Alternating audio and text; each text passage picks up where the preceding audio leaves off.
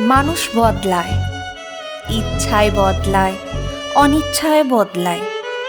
কখনো নিজের ইচ্ছায়, আবার কখনো বাধ্য হয় বদলে যেতে। খেয়ালে বদলায়, বেখেয়ালেও বদলায়। কাছে থেকে বদলে যায়, আবার দূরে গিয়েও বদলে যায়। মানুষের ধর্মই বদলে যাওয়া। পার্থক্য এটুকুই, কারো বদলে যেতে সময় লাগে না, আবার কারো বদলাতে অনেক সময় লেগে যায়। বদলে যাওয়ার পর কারো জীবন সুখে ভরপুর থাকে, আবার কেউ অসুখী জীবন যাপন করে।